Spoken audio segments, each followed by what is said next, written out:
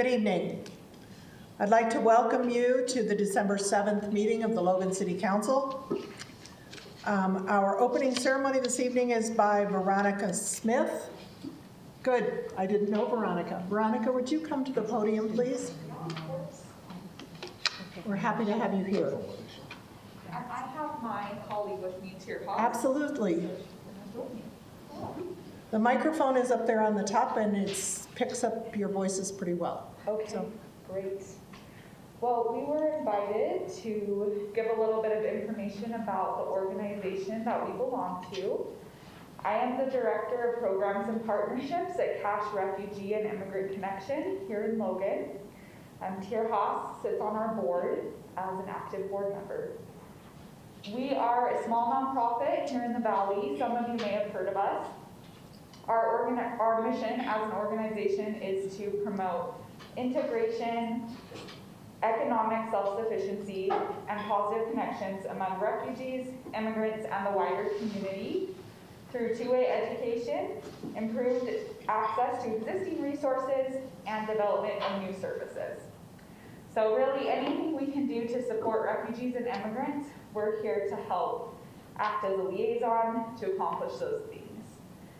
We have a whole bunch of programs at our organization, over 6 active programs. Our most popular is called Walk-in Hours, which is a program that we offer to our clients. They can come in from 4 to 6 to our office and receive help with any problem they're facing. So this program is mainly focused on helping refugees and immigrants learn how to navigate new American systems. So maybe some systems they're not familiar with. It could be something as simple as helping somebody learn to sort through the mail that they receive, or it could be something a little more complicated, like filling out a food stamp application or an immigration application. We have a various amount of educational classes that we offer: driver's license education, citizenship prep education, and a financial literacy course. We have a thriving community garden over close to Logan High, in which our clients can have access to fresh produce. We have a neighbor program which encourages Cache Valley families to be paired with refugee or immigrant families to foster friendship and help build deep ties to Logan City itself. We also have a handful of referral services that we can have our clients participate in. So we offer free mental health services through Asian Association of Utah. We offer free help services through iHelp Foundation. And we also offer free immigration services and legal consultations through the organization called No Mas. So that's a little bit about what we do, and I have Tier Hawk here with me to give a little bit of insight in how our refugees feel about the services that we offer here in the community. Hi everyone, thank you for having us. I'm nervous and happy to be here. I want to highlight CRIC's model, Community for Everyone, and working with the refugee community as a board member and volunteer for the last couple of years, I have learned that CRIC is not just a nonprofit, but it's also, as many Eritrean refugees call it, where the refugees go for everything and anything. I also want to highlight how the refugee communities CRIC serve feel about the safe space they get, also the importance of feeling, asking for help or for assistance without feeling intimidated or being judged. So many of the refugee communities I talk, they will say they would prefer to have any service, including vaccination or other mental and behavioral health services that they can access from other organizations if it's in the space at CRIC, because they feel at home, and that's why they call it the refugee home, or Endar Setefenyatat, which means a home for the refugees.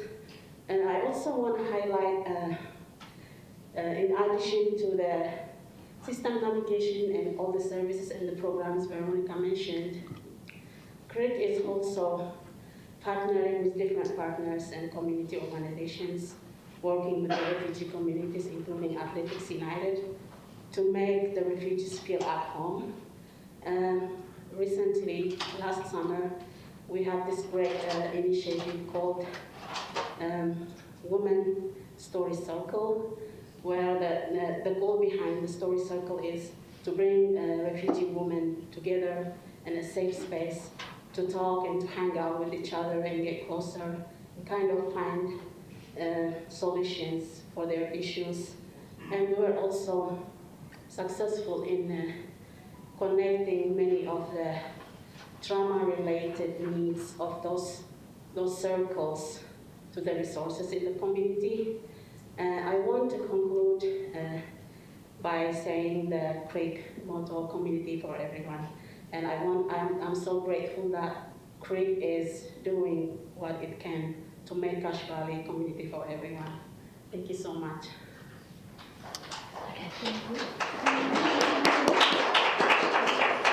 So would you like to lead us in the Pledge of Allegiance? Yes.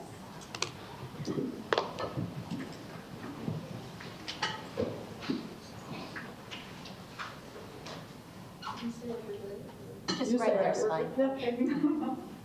Alrighty.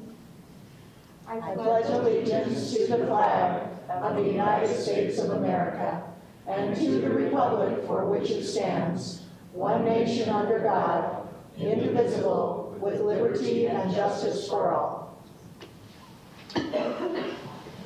Thank you very much for coming and sharing.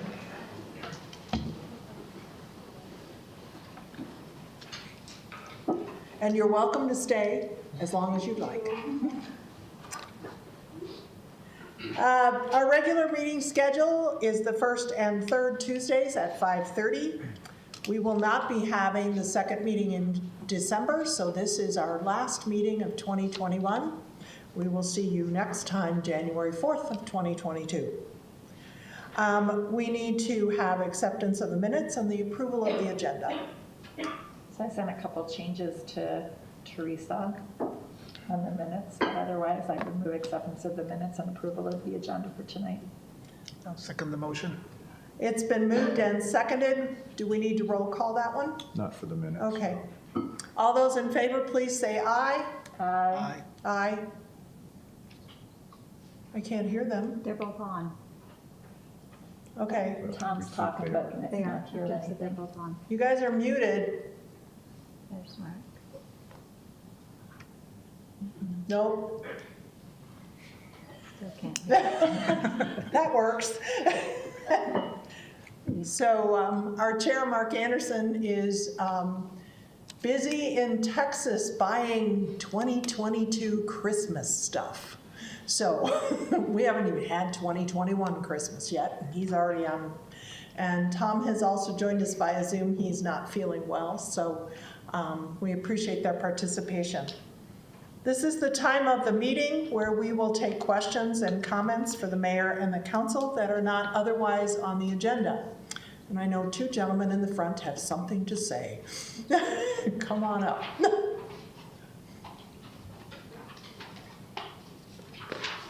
My name is Earl Peterson. I'm commander of Post 47, American Legion. I live in Hiram. A public restroom is badly needed in the Logan City Cemetery, one that is wheelchair accessible. Our post did 114 military honors this year. About 70 of those military honors were done in the Logan City Cemetery. Our post members range in age from 75 to 90. Often the time the mortuary says they will arrive, we wait from 1 hour to 3 hours in the cemetery before they arrive. As you know, when we grow older, our bodies don't function like they did when we were younger. Oftentimes we are looking for a tree or a headstone to use for a restroom. It's not funny. Oh, I It's true. know. Tree The cemetery is a busy place. There's cars driving through it constantly, and there's foot traffic all the time in the Logan City Cemetery. It's very hard to find a place. The Providence City Cemetery has a nice restroom, and Hiram City is building one at this time in their cemetery.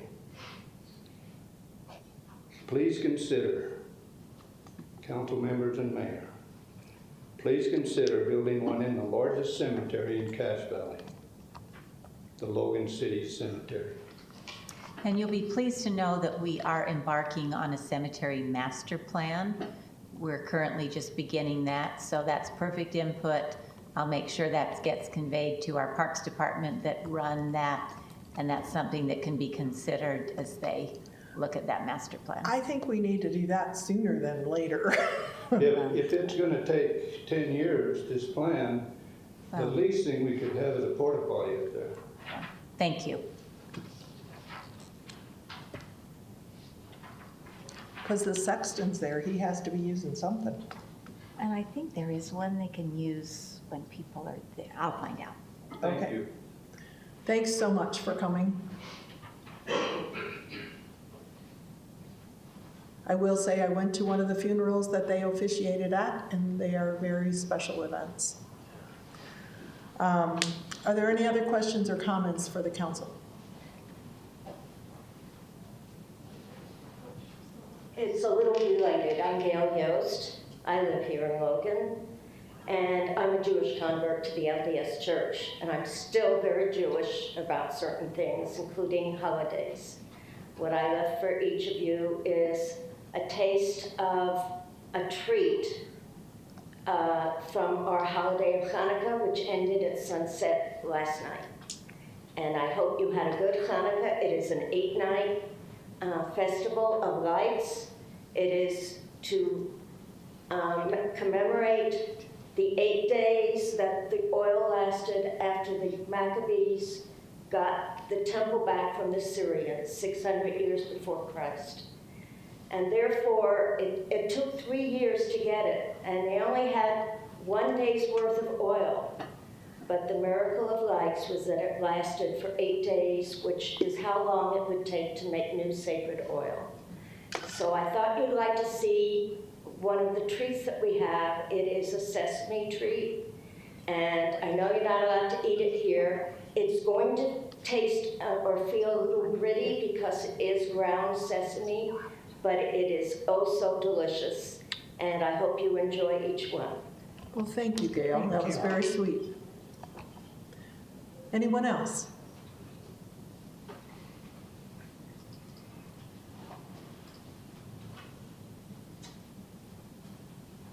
Hi, my name is Macy, and I am a citizen of Logan, and I want to be respectful of your time tonight. So I am just requesting a few minutes to talk about the single-use plastic bag ban and the waste management plan. I know that you have requested no comments on this issue because Well, it is on the agenda, so. Yeah. I figured I might as well ask because I have a lot of researchers and community members here supporting me today.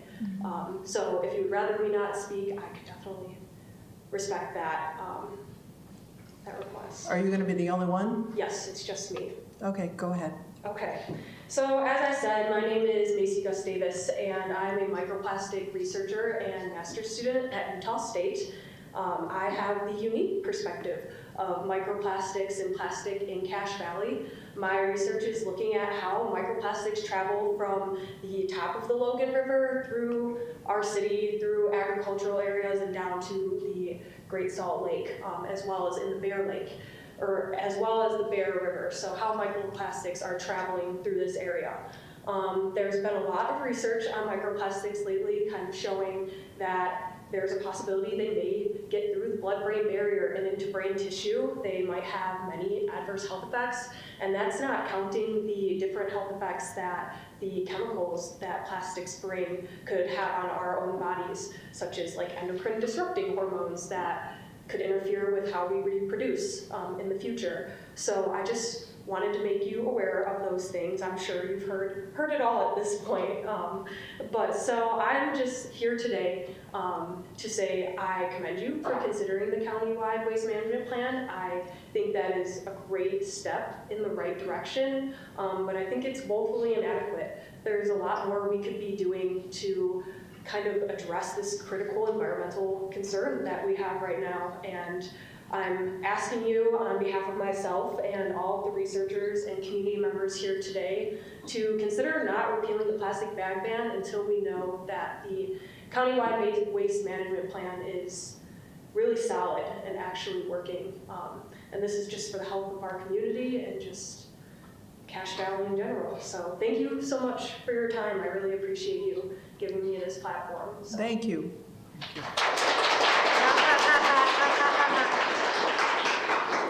We don't clap at city council meeting other than when someone's doing the beginning. So please respect that. Thank you. Is there anyone else who wishes to speak? Seeing no one, we'll move on to the mayor's staff reports. Great. I have 2 board appointments and 1 reappointment, and I'm pleased. These are for the Parks and Recreation Committee, the first 2, and I'd like to introduce Melissa Daly and ask her to just stand up. She is one of the nominees to that board, and Melissa is currently the Woodruff Neighborhood Chair, has done a great job doing that, and we appreciate her service there. So that is 1 nominee. The other nominee for council's ratification is Mike Wolford, and he serves on the Wilson Neighborhood Committee, again, very involved with city affairs, and I am nominating he, along with Melissa, to serve a term which is 3 years on the Parks Board. So I would ask council for ratification on that. Maybe we can even do it all together. The other is a reappointment to the Golf Advisory Board. Dawn Drost is a CPA, and so her financial skills have been really helpful as the golf course has been particularly focusing on their budget, and they've turned that around and done a great job there. So I would like to nominate Dawn Drost for a reappointment for another term on the Golf Advisory Board. Well, the only flaw I see in Melissa is she went to Skyview and not Logan High, but otherwise I think she's a great choice for. Was that a motion? I would move we would approve all 3 appointments. I'll second the motion. It's been moved and seconded. Do I need to do roll call on this? No, just the action items. Okay, thank you. All those in favor, please say aye. Aye. Any opposed? Oh, Mark's good at waving. Up there, I don't see Tom. Okay, that passes. Thank you very much. Thank you. Thanks, Melissa. We'll move now to council business. Our first item of business is Rich Anderson doing the financial statement presentation, but it doesn't look like Rich. It's Ruben. We appreciate Ruben being here. Thanks for your time. So this is really kind of the exciting time for the finance department, really, because we end our last fiscal year, and it's a time where we get to kind of work on projects and do other things. So we like this time of year, but we do have Keddington Christensen was the audit firm that performed our audit for us this year. They're external auditors. And we have Steve with us here today. We call him Audit Steve, but Steve Rowley. So he's with us today, and he's going to present to you kind of what he found and how the audit went. Well, I'll let you know if there was any findings. So we'll turn the time over to Steve. Welcome. Thank you, Mayor, members of the council. It's always a pleasure to be here in this beautiful valley. As mentioned, my name is Steve. I was the engagement partner for Logan City's financial statement audit for the fiscal year ended June 30th, 2021. So our responsibility here tonight is to present to you, the mayor and council, how the audit went. We work directly for you, and so we're reporting back to you how the audit fared. So your responsibility as being those charged with governance over the city is over basically everything that happens within the city government, and that includes the financial side of things.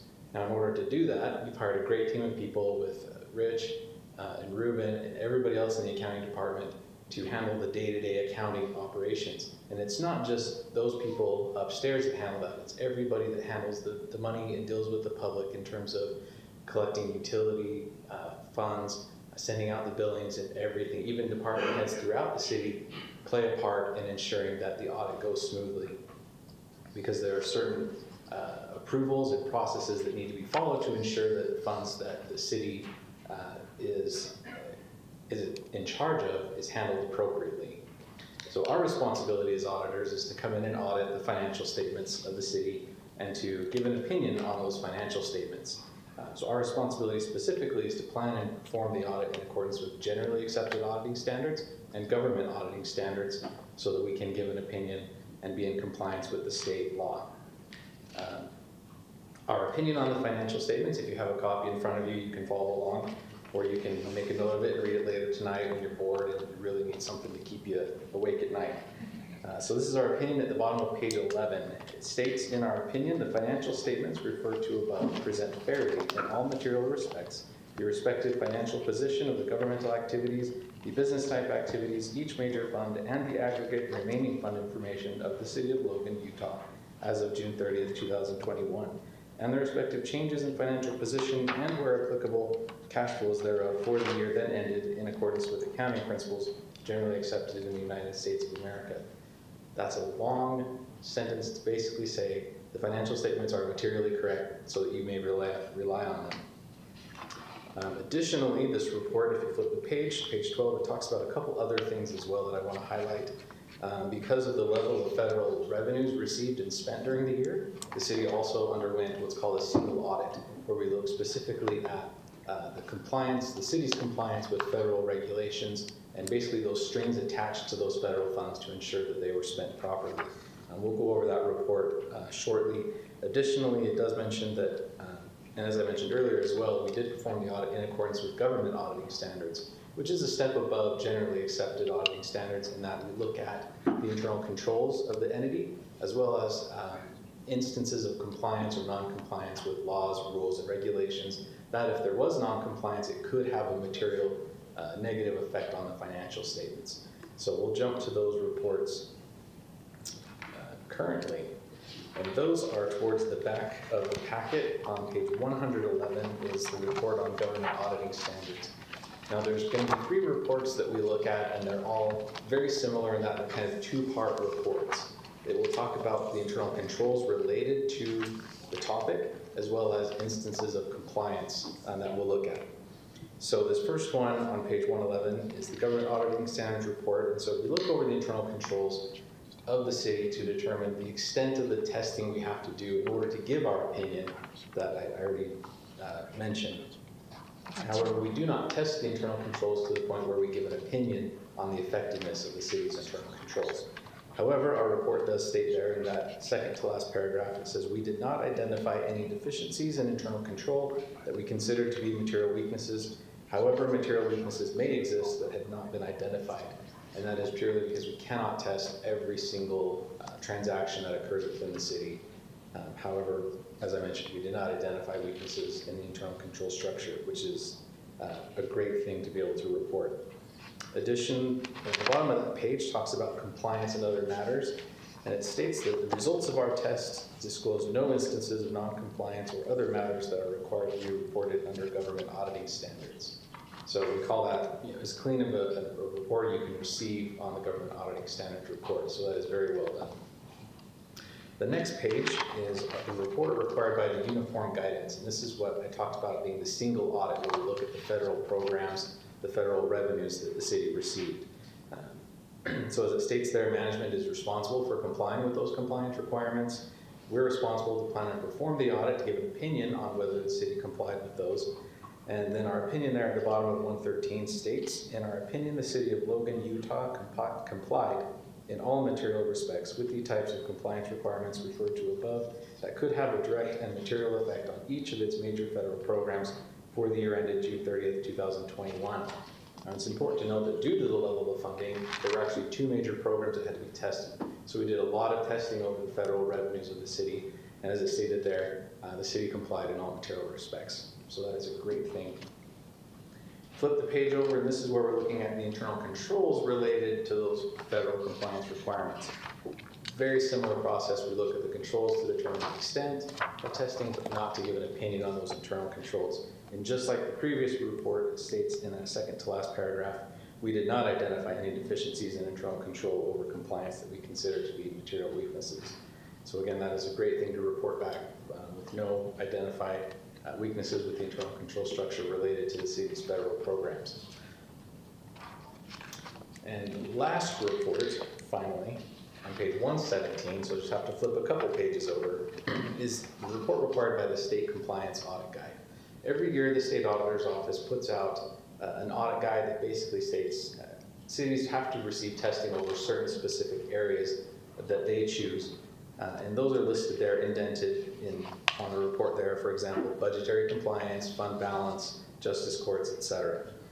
Again, management is responsible for complying with those. Our responsibility is to plan and perform the audit in order to give an opinion on the city's compliance with those state compliance requirements. And it states there at the bottom of 117, in our opinion, the city of Logan complied in all material respects with these state compliance requirements referred to above for the year ended June 30th, 2021. So as it mentions there, we have no instances of non-compliance related to the state compliance requirements. And the back side of that page also, on page 118, almost identical to the previous reports, we looked at the internal controls related to those state compliance requirements in order to determine the scope of testing, but not to give an opinion on that. And this one also states that we did not identify any weaknesses or deficiencies in the internal controls over the state compliance requirements that we consider to be material weaknesses.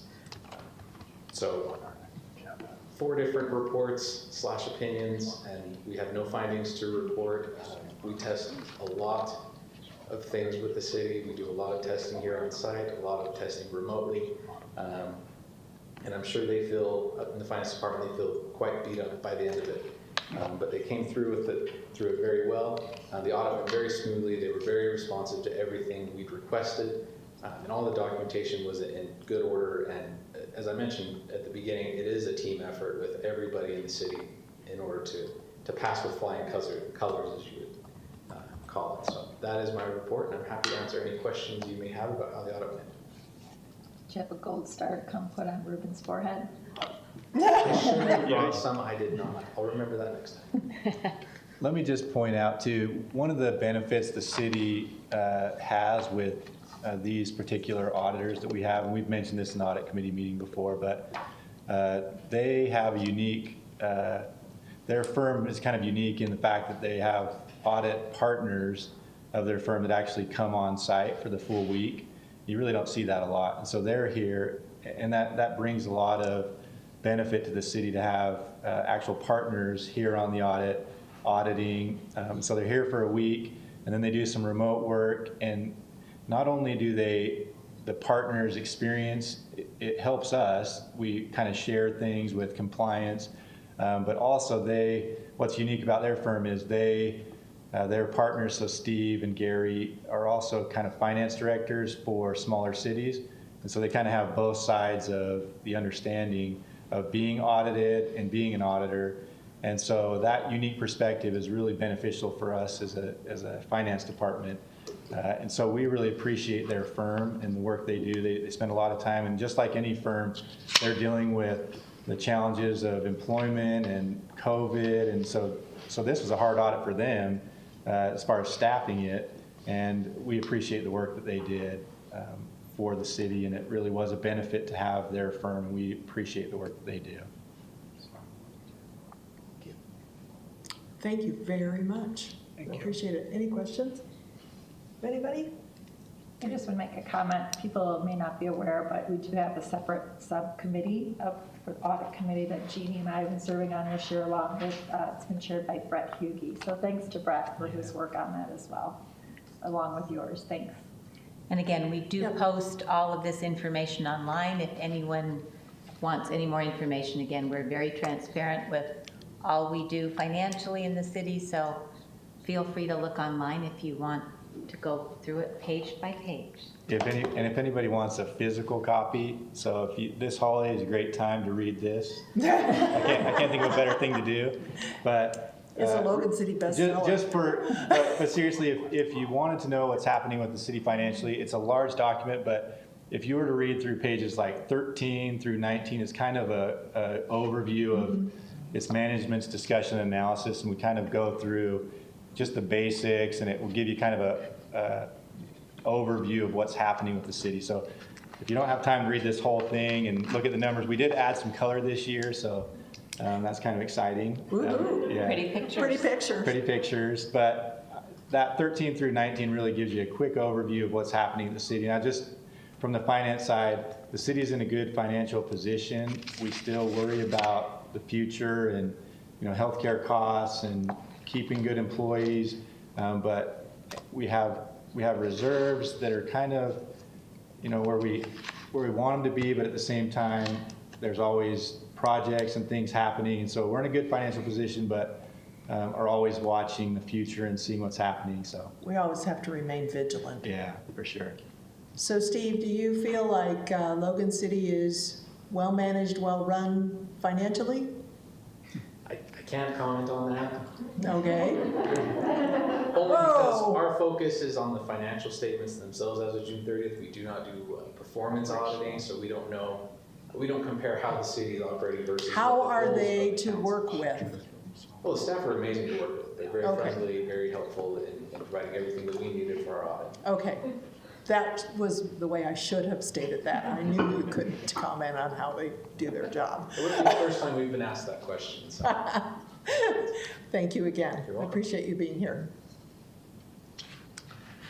The next item on the agenda is a planning commission update, and I can tell you what happened at the last planning commission meeting.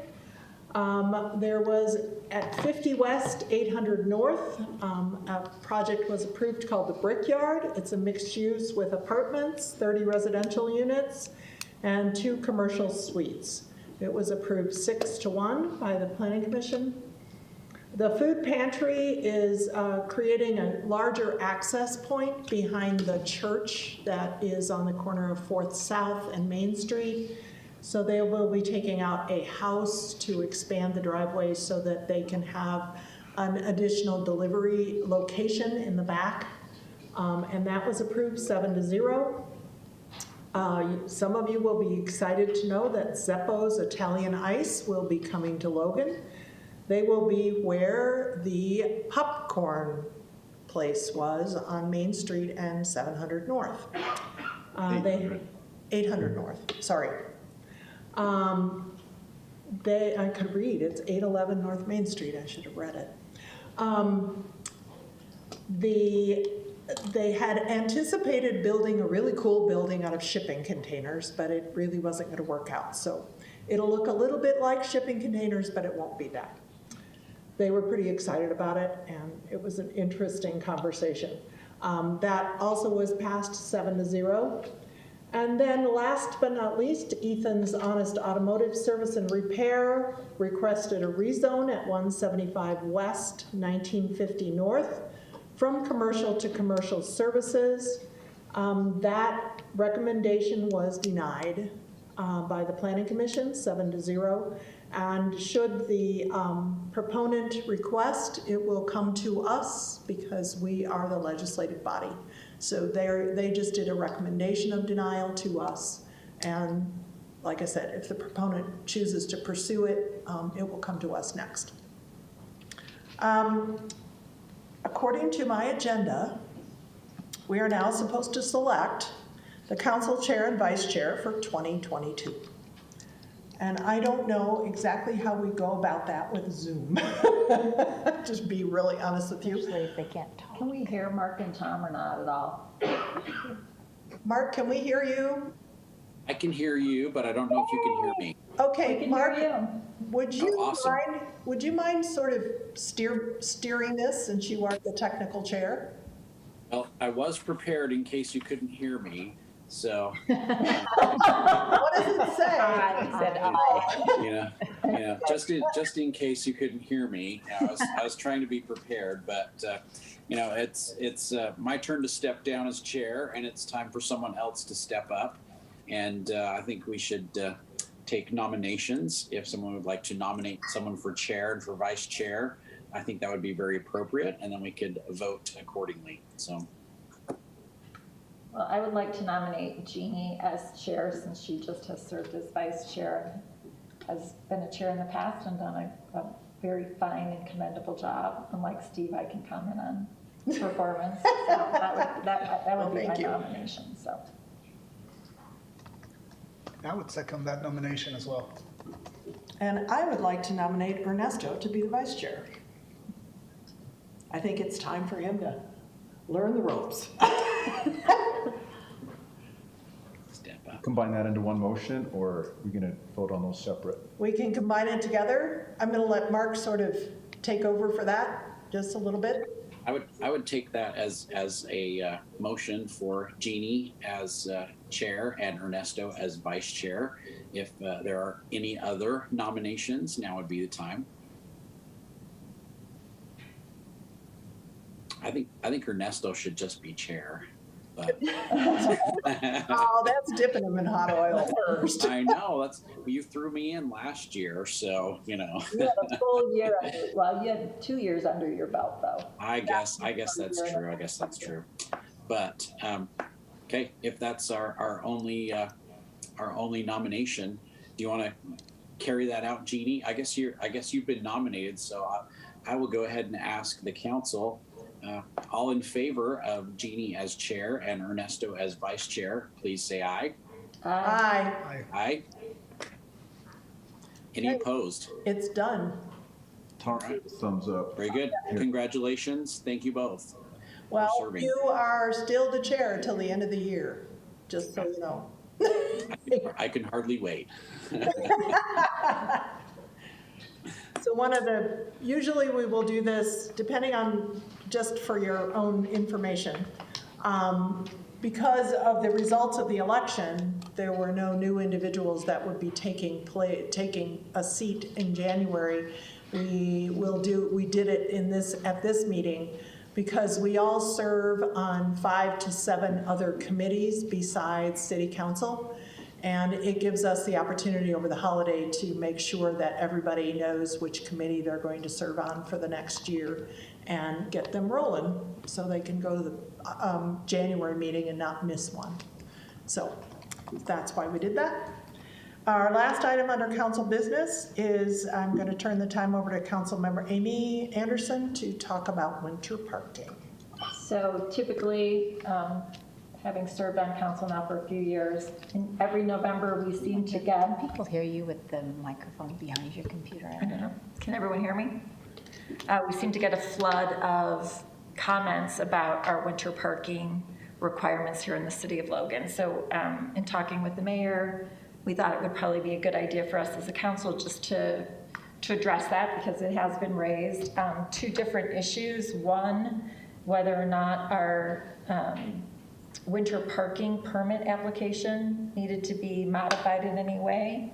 And then the other issue was just parking on the streets in general between November and April. So March April 15th. Yeah. March 15th. March 15th? Yeah. I thought it was April 1st. I think it's November 15th. November 15th to March 15th. March Last 15th. time we dealt with winter parking rules, we adjusted the dates. Yeah, backwards.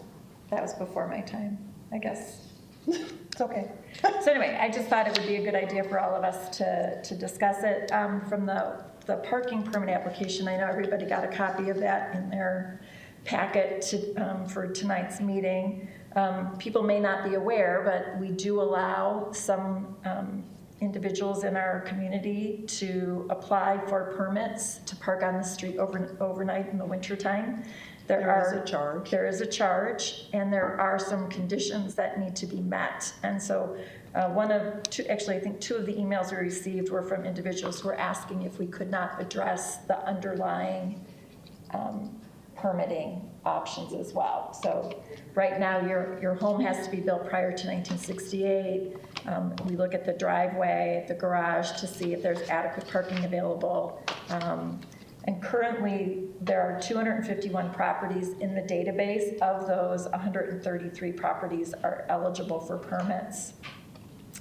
And so far this year, 209 permits have been sold, have been applied for and sold, because you can have more than one depending on your property. So one of the questions was just somebody who had a long driveway, they could park 3 vehicles, but their question was because of the difficulty of moving cars in and out and playing pinball with their cars was, would it be possible if you met some but not all of the requirements, or to loosen some of those requirements to allow for individuals to have permitting? So I don't know what individuals' thoughts are on that, but. Well, I think that it warrants a discussion, I will say, but probably not in November when they've already started, when they've already issued a whole bunch of permits. I think that we should, you know, if it's something that the council feels strongly about discussing, I think it's more appropriate for us to discuss it not in the wintertime. Just because they are in the middle of the process, and it would be very, very confusing for us to change something in the middle of the season. So that's my thought on it. Whether or not everybody else wants to talk about it is, I just think it would be very difficult for people who've already purchased permits, people who, yeah, it would be complicated. Okay. Yes, to you. So what kind of changes could we make in case that we wanted to? We could make any changes we want. So we could increase the number of permits. We could increase, yeah, I mean, we could identify, and I think the reason this came up is just because of some of those, the more older neighborhoods where people have narrower driveways, where they have garages, and right now those individuals are allowed to purchase permits. I don't know if you know, if you look at the application, if they have the ability to add parking in their side yard, that's one of the qualifications. So if there can be the ability to add additional spots, then the permit is denied. Mike, am I explaining this correctly? I just want to make sure I'm not misspeaking, but. Generally, yes. Yeah, so. And the reason we have winter parking permits is because, and we have winter parking restrictions. Right, they go hand in glove. Is because of snow and the clearing of the streets and the liability of throwing snow onto parked cars and perhaps hitting them or something else. It's a liability issue for the city. So people say, well, it doesn't snow, but then it does. And so whether we, you know, however we feel about that, the underlying thing is a liability issue for the city. So. You would be inclined to prefer to wait to do this to a time period where it wouldn't impact the existing snow season? Correct. Mark or Tom, you have thoughts on it? I would have to agree. I think that's a fair assessment. I don't think we want to change in the middle of the stream, but you know, if we can talk about that this spring or even next summer, I think that would be very appropriate to explore that a little bit more. Yeah. Tom, you have something to weigh in on? You're muted, Tom. You're muted, Tom. No. Can't hear you.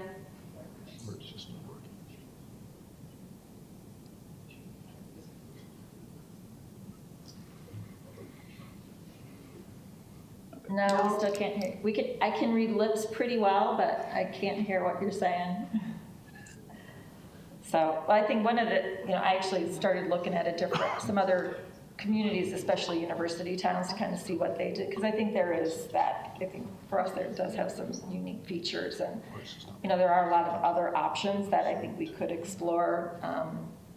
You know, some areas have designated snow routes where in those areas you're never allowed to park, but on some you are. Some cities do even days you can park on the even side, and odd day you can park on the odd side, but when it snows, nobody can park on the street. So, I mean, there's lots of different configurations that we could explore if we felt that there was a need to address it. But I know staff in the streets department feels pretty strongly they would prefer to keep it the way it is right now with no street parking from November 15th to March 15th. But again, I think given the number of letters we've gotten, I think it always deserves our attention to just touch base and make sure we're doing what works for the city as well as for our citizens. Well, I'm more than happy to talk about it at greater length, you know, not trying to. Tom? Tom? You can hear me now. Yes. I took something off the computer that was interfering, so I'm in agreement. I think that's a good thing to look at next March, maybe probably next April. Did you hear? Yep, Is that we right can. for everybody? Okay, Chairman Simmons, you'll have to remember to put that on the agenda. yep. We'll move now to our action items, and just for you guys on Zoom, we'll be doing roll call votes, so that it's all official. Our first action item is the consideration of a proposed resolution approving the water conservation plan. Cameron did an extensive presentation to us last time. I did have an email from a gentleman who wondered if, he said that we have a great website that can analyze your water consumption. We have, and are you familiar with that, Cameron? Thank you for coming up to the microphone. Sure, I'm not familiar with that specifically, but there are multiple companies that approach us regularly. Well, he seemed to believe, and I should find the email, that it exists, and it's a Logan, we have the ability, citizens have the ability to analyze their water consumption, but he said the website keeps going down. So I don't know. I'll send you the information, and that would be helpful. Does anyone have any questions in particular for Cameron, since he's at the microphone? Don't y'all speak at once. Any questions? No questions for me. I think their work is to be commended. That's a lot of work that they went through, and they've made wonderful strides in conservation without us having to sacrifice. That's true, because a lot of the conservation was actually repairing and Correct. and fixing leaks in the system, and that created a great deal of conservation. This is a state mandate, so we have to do this every 5 years? Correct. Okay. So I would entertain a motion to approve the water conservation plan, if nobody has any further questions. I'll move acceptance. Second. It's been moved and seconded that we accept the water conservation plan. All those in favor, please say aye. Roll call. Aye. Roll call. Aye. Ernesto, aye. Amy Anderson, aye. Mark? Aye. Tom? Aye. Jeannie Simmons, aye. That passes. Thank you very much. Our next item is a consideration of a proposed ordinance repealing Logan Municipal Code, Chapter 8.36, prohibition of the distribution of disposable plastic bags, Ordinance 21-23.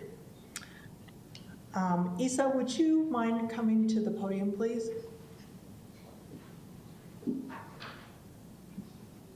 Could you review for us why it's important for us to repeal this at this point in time?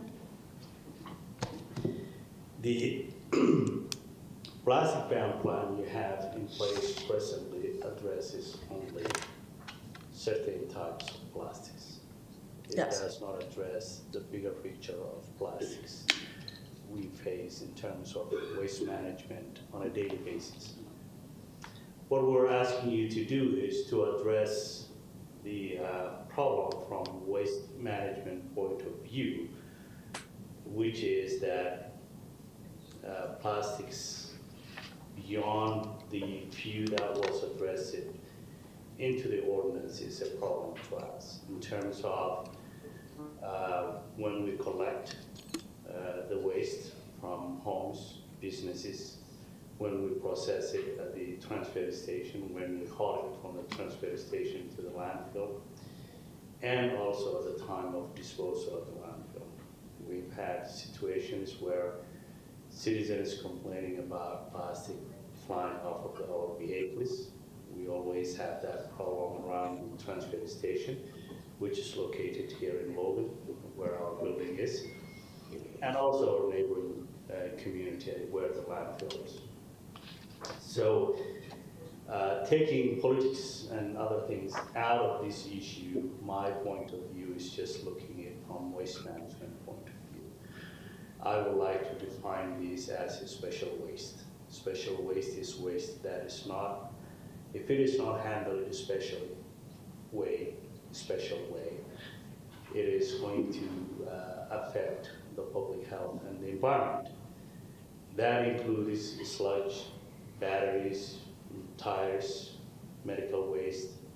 We have a lot of special wastes we handle on a daily basis. We have policies and plans to handle those on a daily basis. If people come and they mishandle it, we have a fee that we charge them, and it's called a special waste management, fee. That is $17.50. So we are putting this plan forward for you to support it.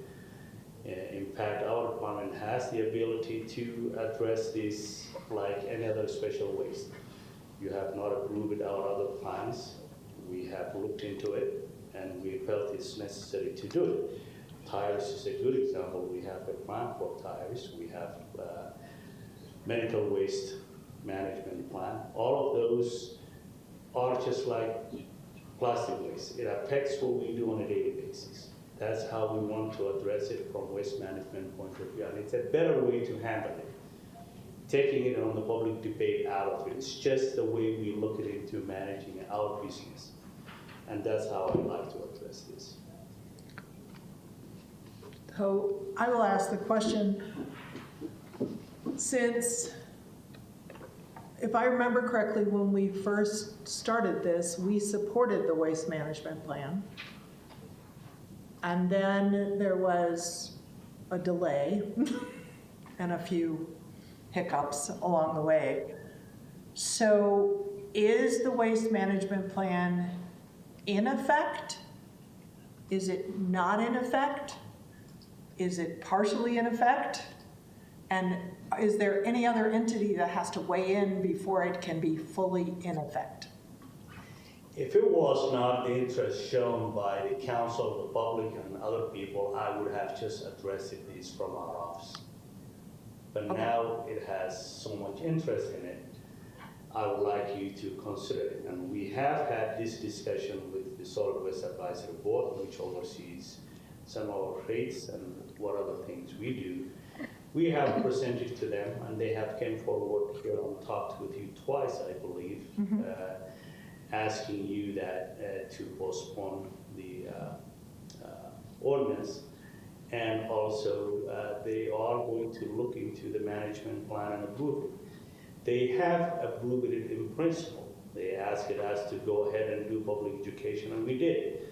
We've had meetings with retailers, we've had meetings with industries and other big businesses in town, and we have not seen anyone who's against it. It is very simple, easy to follow, and I think it can be easily implemented. The businesses, one of the things they have asked was that we want to have a playing field where we can all be regulated the same way. And that was the 10 cents, that's how it was conceived also. It was a matter of that the businesses wanted to see that happen as well. They wanted that to be across the board. We're not asking them to charge 10 cents. We're only asking them to handle these, either recycle it or charge 10 cents so that they would not have to do with it. So that's where this is. I believe Solid Waste Advisory Board is okay with this, and I don't see any reason why the county cannot approve this as well. And again, as I said, it is FYI. You don't have to take a vote today to make grandiose decision on this. It is just, I need your head nod and support.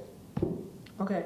And at the risk of my job, I'll go ahead and implement it. Can I just, for those who are here, I don't know whether everybody understands that the county, Cache County, regulates trash for Cache County, garbage disposal and all of that. They have given that responsibility to implement it to Isa and his crew. Is that a correct statement? So that is why we end up with this, well, we want to do it, but the county might not want to do it, and the county is integrally involved in waste management through Logan City. So it gets kind of complicated that way. And I believe that the Solid Waste Advisory Board is yet another layer that is chaired by the county executive and has representatives of mayors throughout the county that help develop policy and set prices, and they talk about green waste, they talk about everything. And especially branches when we have a snowfall in October. But I think that that group has been supportive, but they haven't ever passed the waste management plan. So I find myself, just speaking for me, in sort of a funny limbo place. Like, I don't want to give up our ordinance until I know that we've got the other one going on.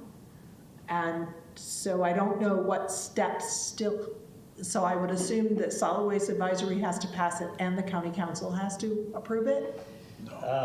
At the last meeting, which I believe you were also present, at the Solid Waste Advisory Board, the question was asked that, what if this is presented to Logan City and Logan City adopts it? The answer was yes, it's fine with us. That was the answer I gave. So I believe this is the proper course of action on handling plastics. And for that reason, I do believe that we should support and move forward this direction. We should encourage and of course convince the county to go ahead and make a similar decision as well. But again, I have not seen so far, even though it was adopted and approved with the ordinance, keeping it in place is fine, it doesn't hurt anything, but it's not effective until this is planned. Okay. When you say ordinance, are you referring to the bag ban, or are you referring to plastic management? It's been in place for 2 years and we have not enforced it. But it goes into effect at the end of this year. Right. So this is an attempt, the plastic management plan is an attempt to really address the problem on additional levels and to give retailers a choice and to make it a little more even throughout the county. So again, the ban was always somewhat contentious with some people. It also would only have been limited to Logan. So for instance, the North Logan Walmart could have had a different policy, would have had a different policy than the Walmart in South Logan. We just thought it was confusing. It also only addressed specifically the retail use, which is an important aspect. But there's a much broader aspect to the plastics that we deal with. Retailers on their, things they're unpackaging before they put it on their display floor. Our industrial companies who both send and receive things with a lot of plastic. So how is that material addressed as well? So we think this plastic bag ban, the repeal of the ban and the implementation of the plastic waste management plan gives retailers choices. They can ban if they want, they can charge, they can also just handle, recycle, or bundle and handle their waste in a different way so it can be managed better. So again, there are choices, but it also addresses the plastic on many more levels than just the ban did. And we've always had this tool that has been approved by the county in terms of the fee, this special handling fee, which, as Issa demonstrated, has been applied in many cases where there is additional handling that causes more labor, which, is more cost to the environmental fund. So that's the thought we'd like, and we originally were going to have a discussion with the county council tonight. Issa was going to go to that meeting and Emily would have been here. They've moved that, I believe, to the next meeting. So we're hoping to just explain that and see if they also agree that this would be a good way to handle it. But right now, Issa does have the ability, if there is a problem from what they're picking up, to implement the special handling fee. So this just kind of cleaned up. And again, we think, I mean, again, we'd like the support of Logan. We'll also continue to discuss the matter with the county council to see if, again, it's more of a philosophical, you know, we're on board with this. But again, we do have a tool to start addressing it. Did that? Yeah, just to be clear, to your question, Jeannie, the county does not have to approve this in order for it to go forward. What we're asking them for is just a resolution of support, just support the program. But as Esau explained, they can implement this under the special handling fee, whether they approve it or not, as the contractor for collection. Now, the only remedy I can see that the county would have is they could terminate the contract and hire some other contractor to provide their garbage collection. And they could vote to change the fee structure if they don't think it's appropriate. Yeah. But again, we handle medical waste, tires, I mean, a variety of things that way. So again, it just, as we looked at it from a broad perspective and tried to come up with something that really addressed the problem in a broader way, might also be more acceptable to the county and also, you know, have, you know, be effective in a wider range than just Logan City. That was the thought, is that this could be a win-win to go forward and address the problem in a bigger way. And the implementation is for January 1, So 2022. That is in the current plastic management program. And that's been one of my concerns, is that, I mean, obviously with changes to a lot of things with COVID, where people were not allowed to bring in reusable bags, my concern is that retailers aren't aware that this is going into effect January 1, that residents aren't aware that this would be going into effect in 3 weeks. And my concern with allowing it to move forward without any action on our part is just what is going to be the ramifications of that. Like, I talked to a couple of retailers over the past week, and they're not in any way, shape, or form set up right now. I think we had done a lot with education when we first discussed this back in 2018 in terms of getting businesses ready. I was commenting to somebody, there was a store that for a long time when I would go in, they started saying, do you need a bag? And now that's kind of dropped off again. So my concern with letting it go into effect is that we're going to see a lot of frustration in consumers and businesses, because we as a council haven't done a great job of reminding them that this is on the books and this could be going into effect on January 1. I think the city needs to take some responsibility for the fact that we didn't help to make sure people knew that this was technically on the books to take effect. And that's, you're talking about the ordinance I'm talking about the banning the plastic bags. ban I'm talking ordinance, about yep. the plastic management program that goes into effect. And it's important to remember, it doesn't mean that they immediately start charging $17.50 a ton. Under the program, they start off working with the businesses, coming up with their plans. If there's a violation, they give them a warning, and only then do they start charging. Mm-hmm. So there's a lot of flexibility in working with the businesses. So even though the management program goes into place January 1, there's a long time before they'll start assessing anybody additional fees. And they have a lot of options. It's not banning the plastic bags. That's one option. They can charge for a plastic bag, or they can provide a recycling program for the disposable bags. That's on the retail side. Right. On the manufacturing side, they can bundle their plastic. There's other options. They can come up with their own plan as long as it's satisfactory to environmental health. You know, they get that plan approved and they go forward. So it's not right out, you know, January 1, we start charging everybody additional user fees. I guess I was raising that because technically we're talking about repealing the ban right now. Right. I mean, I know they go hand in glove, so. I just want to make sure when I said, there's that- two things that could go into place January 1. The ordinance that bans the bags and the plastic management program.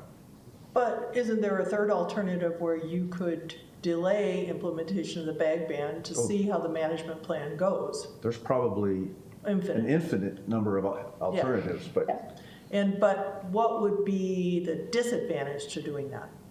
well, we've done it for 2 years, and if you keep in mind, we passed the first one in December of 2019 to go into effect in April. That was continued because COVID started hitting, and there was the Solid Waste Advisory Board couldn't meet. We continued it to July. They still didn't meet, so I think we continued it to the end of that year. And I think then we continued a full year to where we are today. So it's just another 6 Well, there was months a or lot whatever. of pushback and concern about different businesses being treated differently depending on if they were, Lee's in Smithfield would be handled differently than Lee's in Logan and Right, things but like it's that. important to remember, initially, they were an alternative. There was never the intent to pass both. It was either the ban or the plastic management program. Right. But then, at the meeting, they decided to pass both as leverage to get the Solid Waste Advisory Board and the county on board. So initially, it was always proposed as an alternative, never to have both.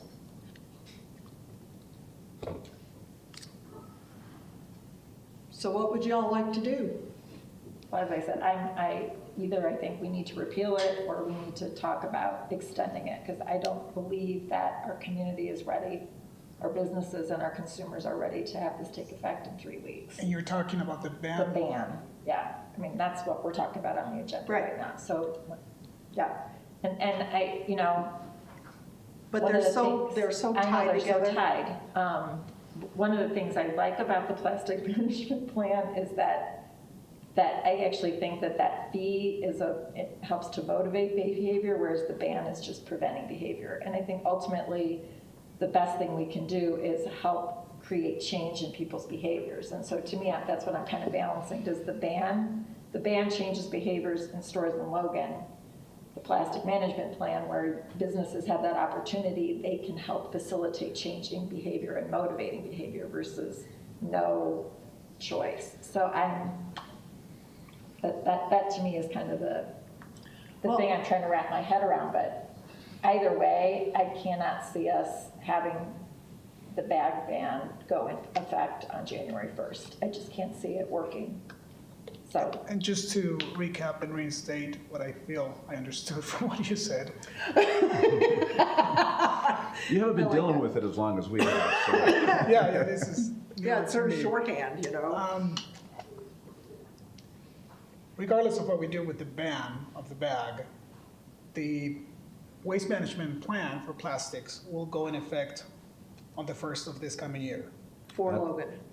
For everybody. No, for everybody. For everyone in the valley. This is a countywide plastic management program as the contractor for solid waste collection in the county. So the county doesn't have to do anything at all? Correct. It's Except- always been, we want them to support it, but we don't need their support in order for it to be implemented. And if we continue the ban of the bag, and or let the implementation of the plan go through, at some point the county would have to make the decision whether they're gonna fully support it or do something against it. Is that correct? Yeah, they could just choose not to support it but take no action. But the action they could take, as the mayor said, they could adjust the fees, take away that special handling fee, but that would impact how we handle tires, medical waste, a lot of other things that we have to handle. Or they could terminate our contract and hire another contractor to collect waste outside of Logan. And what is the process? What do they have to do to go through all of that? There is a 2-year notice of termination on our contract for solid waste collection. By then, Ace is retired. No. But I certainly will be. And we don't expect that, we don't want that. Again, our goal, the bag ban seemed to be very contentious with the county initially. So in order to work with them and be a better partner, we tried to come up with a plan, a better overall plan that addressed the problems better, but also might be amenable to the county. Again, they may or may not choose to say, yeah, we kind of agree with that. Again, we have a tool that we can begin implementing if there are problems. And I may have misspoke. I think the 2-year notice is on our sewer treatment. I think the landfill might only be 1 year, but I don't have the contract in front of me, but it's at least a year. And I think, it's possible it's 2, but I think that's our sewer treatment that's 2. I emailed Gina Worthen, the chair of the county council, 2 weeks ago to get a feel for how the council might respond to the plan. And the response that I got back from the chair was that they didn't have enough information at this time to be able to supply us with an answer. So, I didn't get much of a response back from the county council when I reached out 2 weeks ago.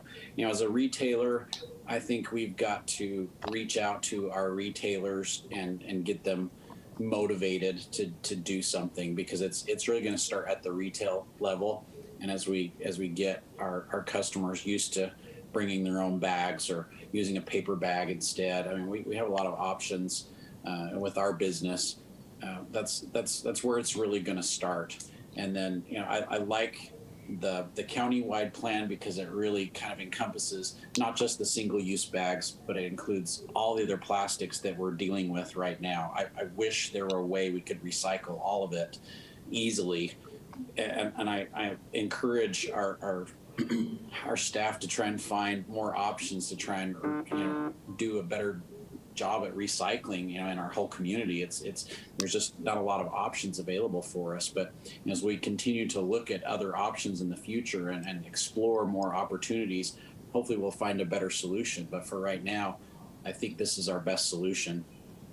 So repealing the ban and moving forward with is that when you say this is our best option forward, Mark? What's the countywide plan? I have no problem personally or as a business owner, not using single-use bags, but that's only a small portion of what we're dealing with when it comes to the plastics. I would like to find a bigger solution for everything, but I think at this time, moving forward with the countywide plan as proposed by ISA is probably our best move forward for right now. So I have a question, Isa. I know back in 19 we had, your staff was doing a lot of education and, do we still have the ability to do that? Do you have enough funding? Do you have enough staff in your department for reaching out to all of these various businesses? Because as I said, I know you did a ton of that back from when it was passed until that April date. We have a list of businesses that handle plastics, either retailers or industries that we've reached out. We have that list. We can quickly send letters and ask them to implement the plan. I can see your point of view that maybe we want to give them some time, and we're prepared to do that. As Kimber said, we're not going to immediately start charging $17.50 per ton. We will probably work with them like we did in recycling years ago. We will even go to the point that we will work with one-on-one on some of the businesses. As you've seen in the management plan, it requires also a fluid recycling program. So if they want to adopt a certain type of recycling program, we would like to work with them. So we will be open and working with them to find a common ground on this where they can implement something, and we will be supportive of that. So we're not going to start issuing requirements right away in January 1st. But you'll be dealing with small and large businesses, right? Yes. Okay.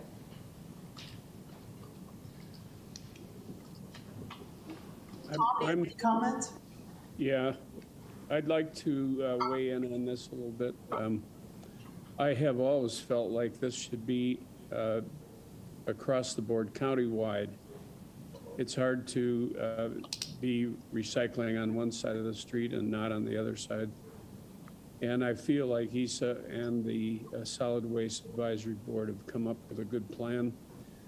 And for the reasons mentioned earlier with, I think Holly talked about it, is the broad spectrum of efforts that they're making, the plastics that come in the shipping and so forth. And so I strongly support the countywide plan, and thus I think we need to repeal the Logan City, because it seems silly to have two plans in operation. It would be confusing. So I guess I'll make the motion to ban the ban or repeal the ban. And so that's my motion. I think it would be clear we can, if we need to, I think somebody mentioned, well, what if the county plan doesn't work? We can always reinstate something. That's something that's possible to do. We've got it written up. But right now, I think we need to put our efforts toward the county plan. That's a motion. If we repeal the ban, what is the process to reinstate the ban? We'd have to start all over again. Well, he's just adopted another ordinance, and just to clarify on the motion, that would be to approve the ordinance which repeals Right. the ban. Is there a second?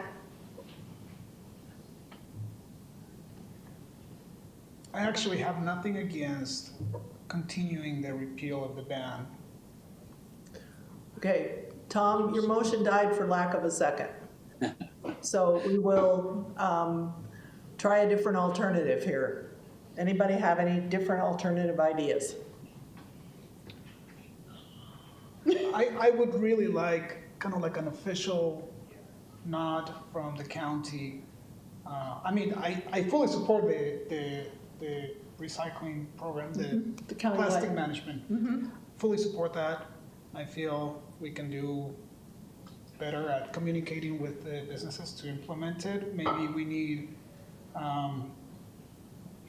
to push it to, I don't know how many days, whatever makes sense to communicate with them. But I would like the county to give us an official sense of, are they gonna support it or not before we've repealed the ban of the bag. I want to add, I traveled to Mexico this last summer in an area that I never thought they would have a kind of a ban of single-use plastic bags, and it wasn't a full ban, but it was similar where you had to pay for the bags. And there were multiple cities that had it, and I was surprised that they had it, but I was even more surprised that probably 90% of the people would not pay for the bags. They would choose to carry their own items, either with their hands or otherwise.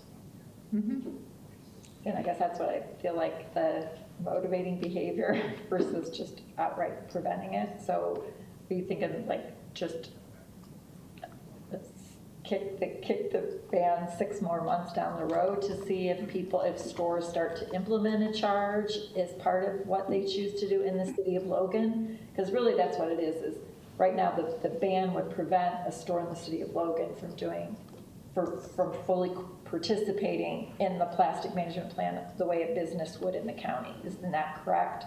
Like Smith's could say, we're gonna start charging 10 cents a bag. Lee's in Smithfield could say, we're gonna charge 10 cents a bag, but Lee's in Logan would not be able to, they'd have to get rid of their bags, correct? Correct. If we keep the ban in place, we would not be able to allow those stores in our community to be able to implement what stores outside of. I won't be able to do anything also, the one in Smithfield at all. They can continue doing what they're doing right now. Well, she said if you adopt both, keep the ban and adopt the waste management. If they both move forward, if I'm Lee's Marketplace, in Logan, I cannot do bags. In Smithfield, I can charge 10 cents a bag. If you adopt both, they can still do it here in Logan, except you have an ordinance and a plan. I believe the ordinance is stronger in terms of. Right, it's a complete ban in the ordinance. The program gives them options. Gives them options. So, I mean, I would like to see businesses across the county have those same choices. So, do you want to, we need to decide if we're going to, the full-on repeal died for lack of a second, so we have to come up with an alternative. Or it goes into effect on January 1st. And you don't have another meeting before then. That's right.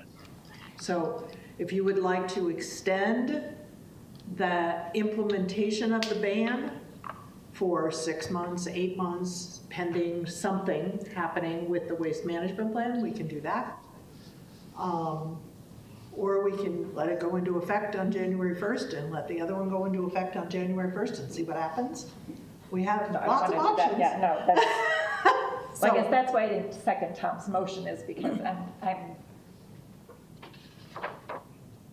in my head, I'm still struggling with, is it better to just repeal it or to allow a longer period of time, as Ernesto said, to see if the county gets behind the management plan? And I'm not. Is 3 months too little time to delay the? Don't ask me that question. Is 3 months too little time to delay the plastic bag ban? Repeal. Yeah. Repeal. Or first to delay it so that. Delay the implementation Yeah, of the the ordinance. implementation of it, or yes, repeal.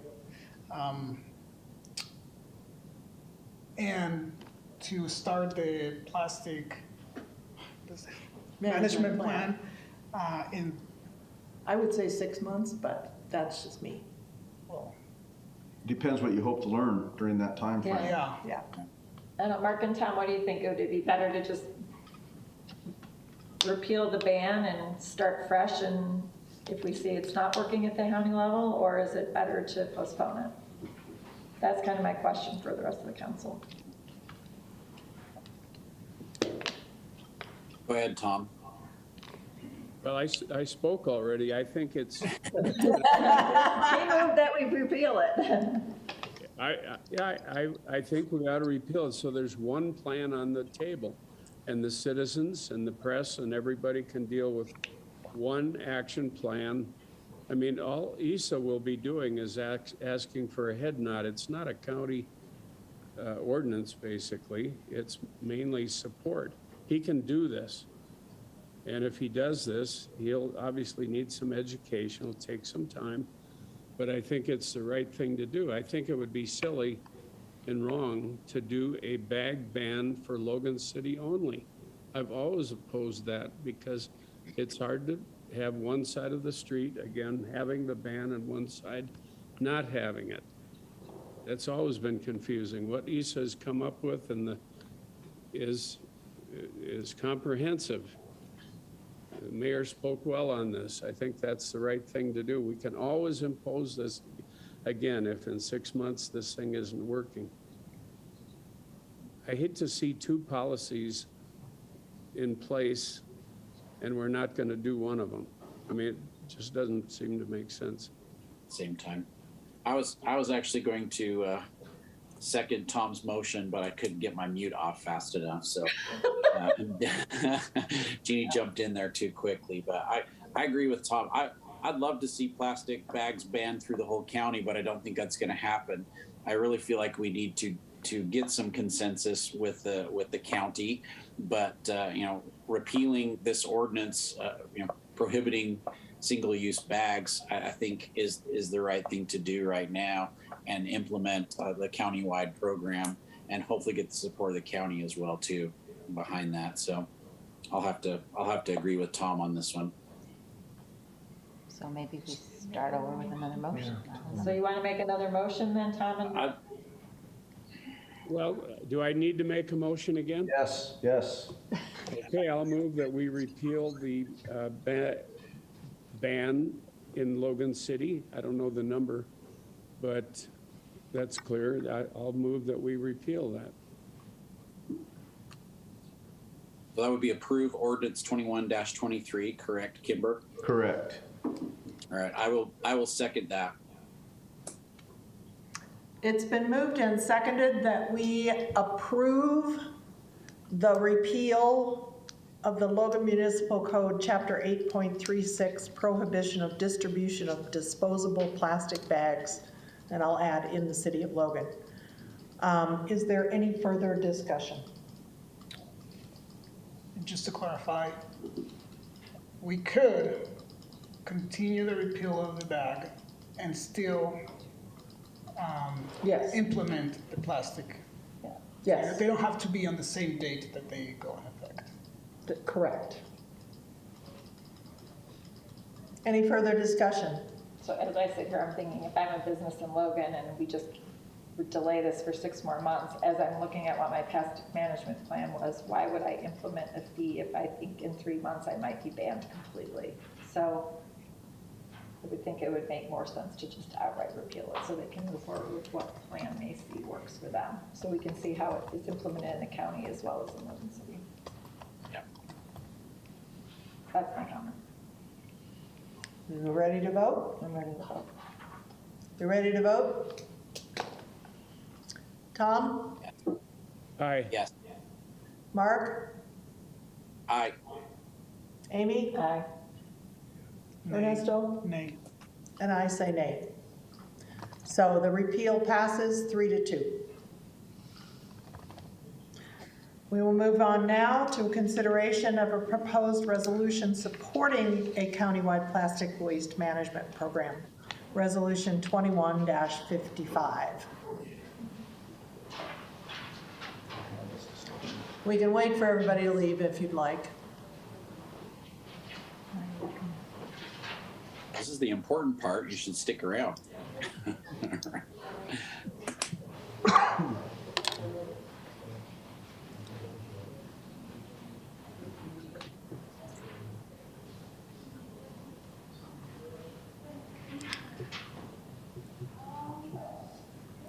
Do I have a motion? I think we probably discussed this quite sufficiently through this other discussion. Do I have a motion? I move acceptance of ordinance 21 No, it's resolution 21-55. It's been moved. Is there a second? I'll Second. Okay, Mark seconded. He was first on the mic there. Is there any further discussion? We'll start over here. Ernesto? Just to clarify, so we're voting, it's gonna go in effect January 1st. January 1st. Well, we're just voting in support of the support of overall it. plan. But Yeah. the program is for it to go in effect January 1. That's what's in the written program in your packet. Okay. So Ernesto? Yea or nay, we're voting. Aye. To Aye. support it. Amy? Aye. Mark? Aye. Tom? Aye. Jeannie, aye. Motion passes unanimously. Thank you very much. Thank you. Thanks, Isa. Sorry I made you stand there for a long time. We'll move now to a public hearing, Budget Adjustment Resolution 21-57. And Rich, looking like Ruben, can go through this with us, please. Yeah, so any questions about these items? I know they were talked about last time, but the first one's a federal grant for the police, JAG. Then there's the employee retention stipend, a one-time amount. Would be $1,000 for full-time employees and $500 for part-time. And then the fire station land relocation, and then the $3.3 million for the sewer trunk line extension. Any questions specifically about any of those items? I thought the 3.3 was to go toward the new tank, not a trunk line extension. That's not part of the ARP funds, but this okay. particular one is. Okay. Yeah. Those are okay. reserves. This is Okay. specifically Yeah. for that trunk line. Oh, Tom. We were looking at your desk there for a minute. Do you all have any questions regarding this? For Ruben? No. Tom, any questions? No. Hey, does anybody else have any questions? I'll entertain a motion. I move acceptance of resolution 21-57. Oh, yeah, you got a public hearing. Oh, public sorry. hearing, that's right. Sorry.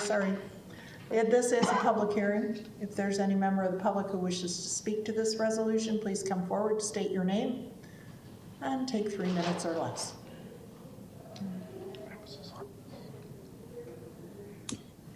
Dr. Gail Yost, we're in Logan. I'm wondering how much property, what particular property is going to be bought with that $2 million for land acquisition for the firehouse. Is that just the Parker area, or is that also the house that's right there near the corner? This is just the appropriation at this point. We're still in negotiations and not prepared to You don't have a disclose. specific Well, we have some just specific properties in mind, but we're not in a position, we're still negotiating, nothing's under contract, so. It hasn't been can't- negotiated Cannot yet. disclose anything beyond that. So right now, we're just appropriating the money, so if we do reach a deal, we have it. Okay. Okay, thank you. Anyone else? Seeing no one, I'll close the public hearing, and now I will entertain a motion. Now I will move for acceptance of resolution 21-57. Is there a second? Second. Okay. Any further discussion? All those in favor, please say, well, we have to go. Tom? Aye. Mark? Aye. Amy? Aye. Ernesto? Aye. Jeannie? Aye. Motion carries. We'll move now to our workshop items. Our first one is Kimber. Such pretty Yes. colored map we got. Yes, isn't that nice? It's hot off the press. We just got it today. So if you recall, in 2019, the legislature passed a requirement for all municipalities to pass voter participation areas. Those are specifically required for initiatives and referendums. In fact, those are the only times that those would be used. We were required to pass it by the end of that year. We passed it in July of 2019, but that law also required that by July 1st of 2022, that we revisit it and make any adjustments if necessary. So we're going to be a little bit late because our first meeting in January is January 4th. Well, you said June. We passed it in July originally, I'm sorry. Oh, okay. January 1st is when the deadline is. Oh, We're going to be a little bit late. It'll be January 4th. However, as we were putting this together, the county just sent out a new map, so we have to readjust it.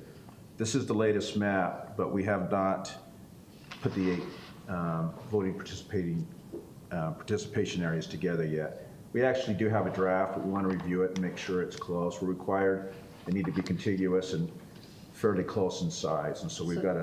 Okay, so they changed Logan City. Yeah, these districts are completely different. I thought they were just changing precincts in the county, Yeah. they actually changed precincts in Logan City Yeah, as well? well, as part of the county, ours were also changed, so. Okay. If you look at this map, the precincts are completely different. So people who are used to voting in District 22 for the last 30 or whatever years it's been, it will change. So they're going to do an education program on that, but. So did that just happen because they wanted to, or? I'm not sure what statutes they're operating under, if they've got a periodic review that they have to do. I'm really not sure. So my understanding was, I know that in some areas of the county, they did this to comply with the new maps for statewide offices and school, very well could be. things like that. So is that the same hold true? I mean, I Yeah. thought it was only going to happen. Certainly, in the this is county going to have to comply with those districts, but. as well. For me, I was just focusing on Logan City, so. So who as soon as we approves got the these new maps- precinct maps? You do. Well, the county approves the precinct maps, you approve the voter participation areas. But the way we create voter VPAs is we just combine these precincts into 8 different districts. We're required to have 8, and we try to get them as close as possible. And that's what you'll get on the first meeting in January is those maps. And right now, as we've looked at it, the highest is around 2,800. The lowest is around 2,000. We'd like to get them closer, but they also have to be contiguous. And it's just really difficult to get them, all within 100 voters. So it's about as close as we can get with that contiguous requirement. So is the county voting on the precinct map either today or next week? They're voting. So today, they'll be in yeah. place before we vote? Yes. So technically, this map's not been approved It has yet? not been approved. We just got it today. So, but we wanted to workshop it, so we didn't spring this on you in January. But I'll get the map. So just to be clear, the voter participation areas tie directly to how you can get something on the ballot. Initiatives and Initiatives, referendums. and so you have to have a certain percentage of the registered voters in that participation area, or in six of 8. 6 of in our the 8 case. participation Yeah, areas. in It's order to different put depending something- on the size of the city, but in our case, I believe it's 6 out of 8. And then that allows it to go on the ballot. Correct. What is the intent of that?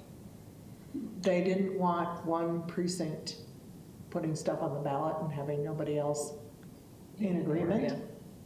They wanted to make it harder to put stuff on the ballot.